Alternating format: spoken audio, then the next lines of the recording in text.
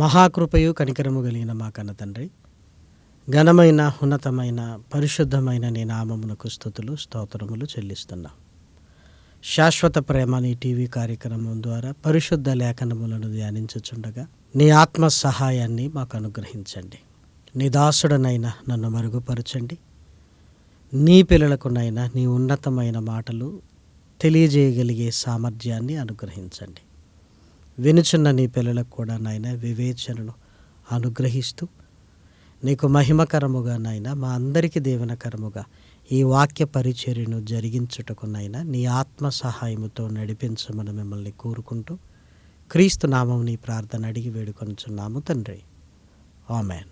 ప్రేమన దేవుని వారలారా, దేవుని ఉన్నతమైన ప్రేమను బట్టి, ఆయన ఉచితమైన కృపను బట్టి పరలోకమందున్న కన్న తండ్రికి క్రీస్తు పేర కృతజ్ఞతాస్తుతులు చెల్లించుచున్నాను. దేవుని పిల్లలైన మీ అందరికీ కూడా క్రీస్తు పేర శుభములు వందనములు తెలియజేసుకుంటూ, ఈనాటి ఆధునిక ప్రపంచం జ్ఞానము వెంబడి పరుగులు పెడుతూ మానవత్వాన్ని, ప్రేమను మరిచిపోతున్నట్లుగా అనేక సంఘటనలు మనకు కనబడుతుంటాయి. యాక్సిడెంట్ జరిగింది, తోటి ప్రయాణికులు కాపాడటానికి బదులు వీడియోలు తీస్తున్నారు అని మన న్యూస్లోను పేపర్లోనూ వింటున్నాం, చదువుతున్నాం. ఇక్కడ ఆ యాక్సిడెంట్ జరిగినప్పుడు ప్రమాద స్థితిలో ఉంటున్న ఆ వ్యక్తిని కాపాడాలనుకున్నది ప్రేమ. కానీ వీడియో తీస్తున్నారంటే వారికున్న జ్ఞానాన్ని, వారికున్న టెక్నాలజీని, అసలు ఈ ప్రమాదం ఎలా జరిగిందో ప్రజలకు తెలియజేయడానికి ఇది ఉపయోగపడుతుందనేది జ్ఞానము. ఇందులో ఏది ప్రయోజనకరమైనది, ఏది క్షేమాభివృద్ధిని కలిగిస్తుందో దయచేసి మీరు ఆలోచించండి. కళాశాలల్లో ఈవ్ టీజింగ్ అనేది మనం వింటుంటాం. క్రొత్తగా చేరిన వారిని పూర్వపు విద్యార్థులు ఇబ్బంది పెట్టే ఒక క్రీడ. చట్టం కూడా ఇలాంటివి సమర్థించకుండా ఈవ్ టీజింగ్ను నిషేధించిన సంగతి మనందరికీ తెలుసు. చదువుకున్న జ్ఞానవంతులు అనుకుని పిలువబడుతున్న వారు సాటి మనిషి పట్ల ప్రేమ లేకుండా కిరాతకంగా ప్రవర్తించి వారు ఆత్మహత్యలు చేసుకోవడానికి కారణమవుతుందంటే వారు చదువుకున్న పుస్తకాలలో జ్ఞానం ఉంది కానీ ప్రేమ లేదు అని ఈరోజు చదువు సంస్కారం ఉండాలి, సంస్కారము లేని చదువులు వ్యర్థము అని మేధావులు మాట్లాడుతున్న మాటలను మనం వింటున్నాం కదా. ఒకడు కష్టపడి సంపాదించుకుంటున్న కష్టార్జితమును, ధనమును జ్ఞానము కలిగిన వాడు ఏదో ఒక దేశంలో, ఏదో ఒక రాష్ట్రంలో ఉండి ఈజీగా కొట్టివేస్తున్నాడు అంటే జ్ఞానము కలిగి సహోదరుణ్ణి దోచుకోవడానికి తన జ్ఞానాన్ని వాడుకుంటున్నాడే తప్ప ప్రేమ కలిగి ఉంటే ఆ సహోదరుడు కష్టాన్ని నేనెందుకు దోచుకోవాలన్న ఆలోచన కలుగుతుంది కదా. ఇప్పుడు దయచేసి మీరు ఆలోచించండి. సమాజం ముందుకు వెళ్ళాలి అంటే జ్ఞానము ఒక్కటే కాదు, ఆ జ్ఞానమును మించిన ప్రేమ కలిగి ఉండాలి అని మనకు అర్థమవుతుంది కదా. ప్రేమ ఉంటే సహోదరుణ్ణి కాపాడతాం. ప్రేమ ఉంటే నాలా చదువుకోవడానికి వచ్చిన విద్యార్థిని నీ ఎందుకు బాధ పెట్టాలి అన్న ఆలోచన కలుగుతుంది. వాడి కష్టాన్ని నేనెందుకు దోచుకోవాలని సాటి మనిషి మీద ఆ ప్రేమను బట్టి వాడి కష్టాన్ని దోచుకోవడానికి తన జ్ఞానాన్ని వాడడు. ఈరోజు సమాజంలో ఆ ప్రేమ చల్లారిపోతూ తమకున్న తెలివితేటలతో తమది రైట్ అని వాదించుకునే జ్ఞానాన్ని ఈరోజు మనం చూస్తుంటాం. తప్పు చేస్తారు, నేను తప్పు చేశాను అనడానికి బదులు వారికున్న తెలివితేటలతో మేము చేసింది రైట్ అని వాదించుకునే వాదనలు వింటున్నప్పుడు ప్రేమ లేని జ్ఞానం, ప్రేమ లేని తెలివి ఎందుకు అనిపిస్తుంది ప్రేమన వారలారా. ఈ ప్రేమ కేవలం ఒక కళాశాలకు, ఒక ప్రమాదాలకు, ఒక బ్యాంకింగ్ దొంగతనాలకు మాత్రమే కాదు. కుటుంబం క్షేమంగా ఉండాలంటే ప్రేమ ఉండాలి. భార్యాభర్తల మధ్య గొడవలు ఇచ్చినప్పుడు నీ శాలరీ ఎంత, నా శాలరీ ఎంత అని శాలరీలు మాట్లాడుకుంటున్నారు అంటే జ్ఞానాన్ని ఉపయోగిస్తున్నారు. ప్రేమ ఉంటే నా భర్త కదా నేను లోబడాలి, నా భార్య కదా నేను ప్రేమించాలి అని ఈ ప్రేమ కలిగి ఉంటే అసలు గొడవలు రావు కదా. ఒక కుటుంబం సక్రమంగా ముందుకు వెళ్ళాలంటే ప్రేమే కావాలి. జ్ఞానమును మించి ప్రేమ ఉన్నప్పుడే కదా కుటుంబంలో కలతలు కన్నీళ్లకు తావు లేకుండా ఉంటుంది. పిల్లలకు తల్లిదండ్రుల పట్ల మా నాన్నకి ఏమీ రాదు, కానీ నాన్నలో ప్రేమ నువ్వు చదువుకుంటున్న పుస్తకాల కంటే ఆ నాన్నలో ఉంటున్న ప్రేమ ఎంత గొప్పదో నీకు తెలియాలి అంటే నీ పుస్తక జ్ఞానం పక్కన పెట్టి మీ నాన్న నీ కొరకు ఎంత పరితపిస్తున్నాడో ఆ ప్రేమను చూడు ఒక్కసారి. ప్రేమన దేవుని పిల్లలారా, ప్రేమ ఎంత గొప్పది. ఆ ప్రేమ రాను రాను తగ్గిపోతూ సమాజంలో వైషమ్యాలు, సమాజంలో ప్రేమ రాహిత్యము కనబడుతుంది. ఇది యేసుక్రీస్తు రెండవ రాకడకు గుర్తుగా యేసుక్రీస్తు చెప్పిన సంగతి మన అందరికీ తెలుసు. అక్రమము విస్తరించుట చేత ప్రేమ చల్లారుతుంది. ప్రేమ లేని చోట అక్రమమున్న చోట ఇక ప్రేమకు తావు లేదు. ఈరోజు సమాజ పరిస్థితులు కూడా అలానే ఉన్నవి. నిజంగా జ్ఞానము ఉప్పొంగ చేస్తుంది, ప్రేమ తగ్గించుకుంటుంది, ప్రేమ ఉప్పొంగదు. ఈ రెండింటి గురించి పరిశుద్ధ గ్రంథంలోనికి వెళ్ళి జాగ్రత్తగా మనం ఆలోచించగలిగితే అపోస్తలుడైన పౌలు గారు ఎఫెసీలకు రాసిన పత్రిక 3వ అధ్యాయము 19వ వచనం, జ్ఞానమునకు మించిన క్రీస్తు ప్రేమను తెలుసుకొనుటకు తగిన శక్తి గలవారు కావలెననియు ప్రార్థించుచున్నాను. జ్ఞానమునకు మించిన క్రీస్తు ప్రేమ. పౌలు గారు ఎఫెసీలకు లేఖను రాస్తూ జ్ఞానమునకు మించినది క్రీస్తు ప్రేమ, దాన్ని తెలుసుకొనుటకు మీరు శక్తి కలిగిన వారు కావాలి అంటే క్రీస్తు ప్రేమను తెలుసుకోవటం అనేది ఇదిగో శక్తి కలిగి ఉండాలి అంటున్నాడంటే ఆ ప్రేమ అర్థం కావాలి అంటే నీకంటూ ఒక సామర్థ్యం ఉండాలి అంటున్నాడు. జ్ఞానమునకు మించిన క్రీస్తు ప్రేమ జ్ఞానము కంటే గొప్పది. దాన్ని తెలుసుకోవాలంటే మనకు శక్తి కలిగి ఉండాలి అని మాట్లాడుతున్నాడు. దీన్ని బట్టి ప్రేమ ఉన్నత స్థానాలలో మనకు కనపడుతుంది. మనుషులు ఈరోజు జ్ఞానం అనుకుంటూ జ్ఞానం వైపుకు వెళ్ళిపోతూ ప్రేమను పోగొట్టుకుంటున్నారు. కానీ జ్ఞానము ప్రేమలోనికి మనల్ని తీసుకొని రావాలి. ఆ ప్రేమ గొప్పదని నీకున్న జ్ఞానముతో గ్రహించగలిగే శక్తి కావాలి. ఇంకనూ దయచేసి మీరు చూడండి, కొరింథీయులకు రాసిన మొదటి పత్రిక 8వ అధ్యాయము 1వ వచనాన్ని చూడండి. విగ్రహములకు బలిగా అర్పించిన వాటి విషయము మనమందరము జ్ఞానము గలవారమని ఎరుగుదుము. జ్ఞానము ఉప్పొంగజేయును గాని ప్రేమ క్షేమాభివృద్ధిని కలుగజేయును. జ్ఞానము ఉప్పొంగ చేస్తుంది, నిన్ను నువ్వు సంతోషపరుచుకునేటట్లుగా హెచ్చించుకునేటట్లుగా చేస్తుంది. ప్రేమ క్షేమాభివృద్ధిని కలిగిస్తుంది. ఎందుకంటే ప్రేమ కలిగిన వాడు తగ్గించుకుంటాడు గనక తన సహోదరుణ్ణి సంపాదించుకుంటాడు. జ్ఞానము కలిగిన వాడు తనను తాను హెచ్చించుకుంటూ తన సహోదరుడి మీద అతిశయపడతాడు, నాకే జ్ఞానం ఉంది అని. ప్రేమ కలిగిన వాడు తగ్గించుకొని క్షేమాభివృద్ధిని కలిగించడానికి తన సహోదరుని సంపాదించుకుంటాడు. అంటే ప్రేమ ఎంత ప్రయోజనకరముగా కనపడుతుందో దయచేసి మీరు చూడండి. ఈ ప్రేమను వదిలేసి ఈరోజు క్రైస్తవ సమాజం ఏమి సాధించగలుగుతుంది? ఒకరిని గురించి ఒకరు వ్యతిరేకముగా మాట్లాడుకుంటూ నీకేం తెలియదు అని యూట్యూబ్ ఛానల్స్ ఈరోజు గొడవలకు వేదికలై అనేకులు విశ్వాసములో నుంచి తొలగిపోవటానికి ఒక కారణంగా కూడా ఇది పరిణమించింది అన్న సంగతి మనందరికీ తెలుసు. ప్రియమైన దేవుని పిల్లలారా, ఉప్పొంగ చేస్తుందే తప్ప క్షేమాభివృద్ధిని కలిగిస్తుందా? పరిశుద్ధ గ్రంథంలో దేవుడు లేఖనాలలో వ్రాయించిన మాటను మీరు చూడగలిగితే ఈ సందర్భంలో కొరింథీయులకు రాసిన మొదటి పత్రిక 14వ అధ్యాయము 1వ వచనాన్ని దయచేసి మీరు చూడండి. ప్రేమ కలిగి ఉండుటకు ప్రయాసపడుడి. ప్రేమ కలిగి ఉండుటకు మీరు ప్రయాసపడాలి. అది అంత ఈజీగా మీలోనికి వస్తుంది అనడానికి వీలు లేదు. జ్ఞానము వింటే వస్తుంది, కానీ ప్రేమ ఎక్కడో వినటం వల్ల మనలోనికి ప్రేమ కలుగుతుందా? జ్ఞానమునకు ఫలము ప్రేమ. నిన్ను జ్ఞానము ప్రేమలోనికి నడిపించాలి.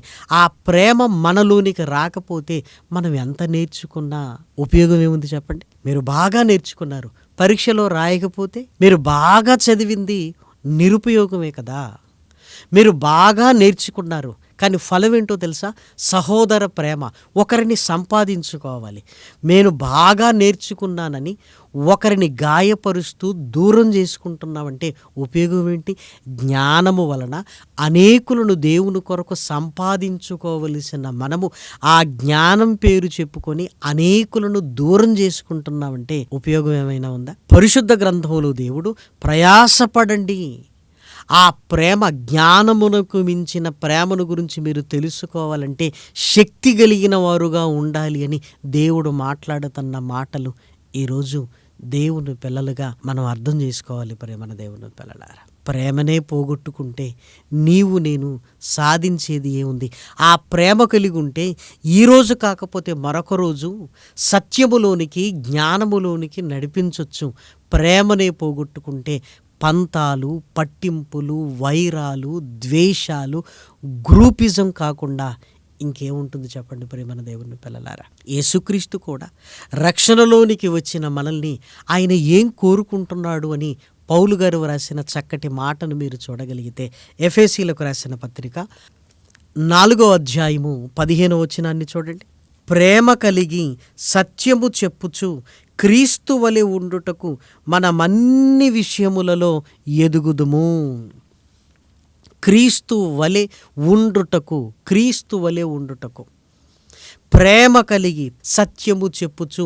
నువ్వు ప్రేమ కలిగి సత్యమును మాట్లాడాలి, వాక్యమును బోధించాలి, జ్ఞానమును బోధించాలి. ప్రేమ లేకుండా ఒకవేళ జ్ఞానమును, సత్యమును బోధించిన ఉపయోగము లేదు. ఈరోజు సత్యాన్ని మేము చెబుతున్నాము అని క్రీస్తు ప్రేమను ఈరోజు పోగొట్టుకుంటున్నారు. ప్రేమను పోగొట్టుకోవటం వల్ల మనం సాధించేది ఏమీ లేదు ప్రియమైన వారలారా. జ్ఞానము జ్ఞానము జ్ఞానం అని మనం మాట్లాడుకుంటే ఆ జ్ఞానాన్ని గురించి కొరంథీయులకు రాసిన మొదటి పత్రిక 13వ అధ్యాయంలో వ్రాయబడిన చక్కటి మాటను దయచేసి చూడండి. 13వ వచనం. కాగా విశ్వాసము, నిరీక్షణ, ప్రేమ ఈ మూడును నిలుచును, వీటిలో శ్రేష్టమైనది ప్రేమయే. అదేవిధంగా 7-8 వచనాలు. అన్నింటినీ నిరీక్షించును, అన్నింటినీ ఓర్చును, ప్రేమ శాశ్వత కాలముండును, ప్రవచనములైనను నిరర్ధకములగును, భాషలైనను నిలిచిపోవును, జ్ఞానమైనను నిరర్ధకమగును. కానీ ప్రేమ శ్రేష్టమైనది, శాశ్వత కాలము నిలిచిపోయేది. ఇప్పుడు దయచేసి మీరు ఆలోచించండి. శాశ్వత కాల లోకమైన పరలోకంలో మనం ఉండటానికి ఇష్టపడుతున్నామంటే, శాశ్వతమైన ప్రేమ నీలో లేకపోతే ఆ మహాలోకానికి మనం ఎలా వెళ్ళగలం? జ్ఞానము జ్ఞానము అంటే జ్ఞానానికి పరిమితి ఉన్నది. ప్రేమ ప్రయోజనకరమైనది. ప్రేమ తగ్గించుకుంటుంది, ఓర్చుకుంటుంది, భరిస్తుంది. ఆ ప్రేమను క్రీస్తులో మనం చూసాం కదా. ఆ ప్రేమను వదిలివేసి ప్రేమ కలిగి ఉండుటకు ప్రయాసపడవలసిన మనము ఒకరిని గెలవటానికి ఆలోచిస్తున్నాం. ప్రేమ కలిగి తగ్గించుకొని సంపాదించుకోవలసిన మనం జ్ఞానము చేత ఉప్పొంగుచు అందరినీ పోగొట్టుకుంటున్నాం. ప్రేమతో చెప్పవలసిన సత్యమును కోపంతో, విరక్తితో మనం మాట్లాడుతున్నామేంటి? ఇది న్యాయమేనా? లేఖనానుసారమేనా ఇది?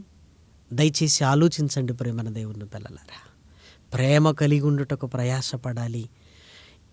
సత్యము చెప్పుచు క్రీస్తు వలె, క్రీస్తు ఎలా ఉన్నాడు అని జాగ్రత్తగా మీరు ఆలోచించగలిగితే యేసుక్రీస్తు ప్రేమయ్య ఉన్నాడు.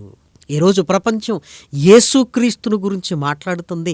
ఆయన జ్ఞానాన్ని గురించి మాట్లాడటం లేదు. ఆయన చూపించిన ప్రేమను గురించి మాట్లాడుతుంది.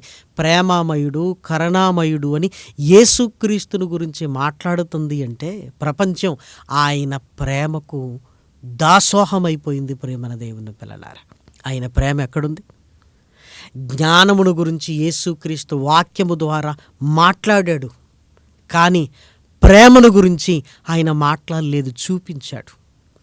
ప్రకృతిలో జ్ఞానముంటే ప్రకృతిలో ఉంటున్న జ్ఞానమును దైవ సంబంధమైన సంగతులను, ప్రకృతిలో ఉంటున్న సంగతులను ఎత్తి బోధిస్తే, ప్రేమను మాత్రం యేసుక్రీస్తు కలువరి కొండపై సిలువలో తాను మరణించటము ద్వారా ఆ ప్రేమను చూపించాడు.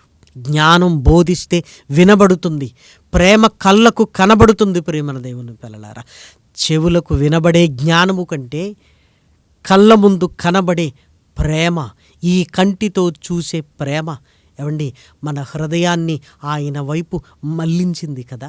యేసుక్రీస్తు తన బోధన కాలంలో అనేక సంగతులు చెప్పాడు. కానీ తన బ్రతుకు చివరి దశలో ఆయన ఏమీ మాట్లాడటం లేదు.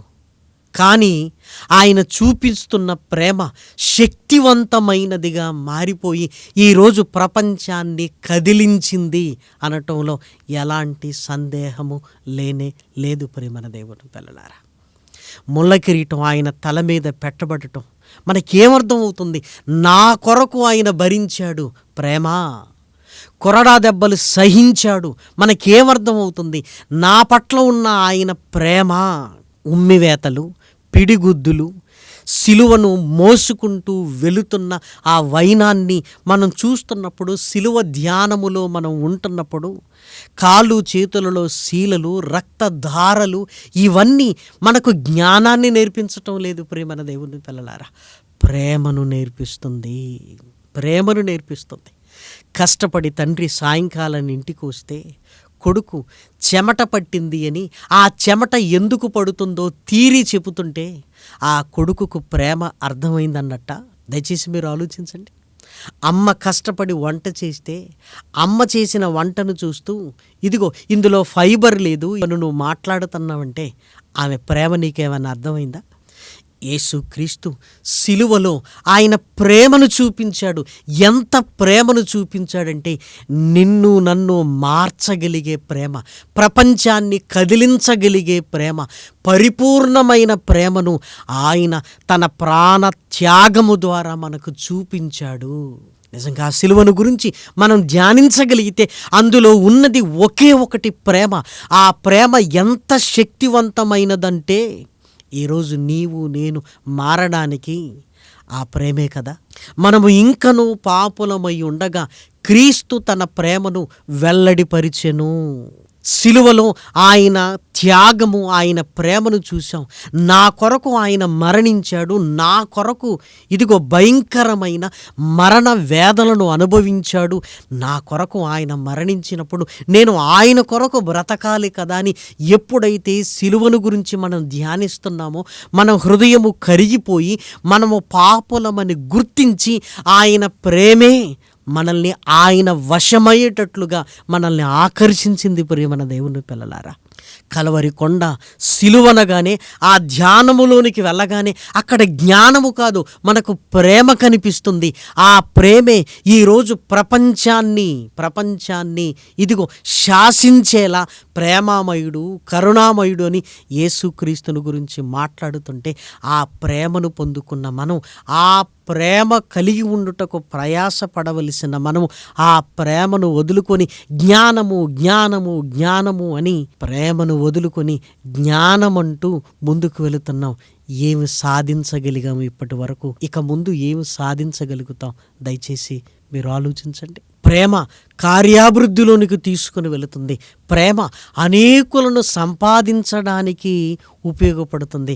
ఆ ప్రేమ లేకపోతే మనం ఒంటరిగానే మిగులుతాము. పరిశుద్ధ లేఖనాలలో వ్రాయబడిన చక్కటి మాట చూడండి. కొరంథీయులకు రాసిన మొదటి పత్రిక 16వ అధ్యాయము 14వ వచనం, మీరు చేయు కార్యములన్నీయు ప్రేమతో చేయుడి. మీరు చేయు కార్యములన్నీయు ప్రేమతో చేయుడి. ఎందుకు?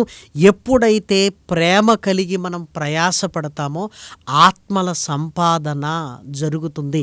ఆ ప్రేమ లేకపోతే మనం ఎన్ని చేసినా వ్యర్థము. ప్రేమన దేవుని పిల్లలారా, చూడండి కొరంథీయులకు రాసిన మొదటి పత్రిక 13వ అధ్యాయంలో 2వ వచనం, ప్రవచించు కృపావరము కలిగి మర్మములన్నీయు జ్ఞానమంతయు ఎరిగిన వాడనైనను, కొండలను పెకిలింపగల పరిపూర్ణ విశ్వాసము గలవాడైనను, ప్రేమ లేనివాడనైతే నేను వ్యర్థుడను.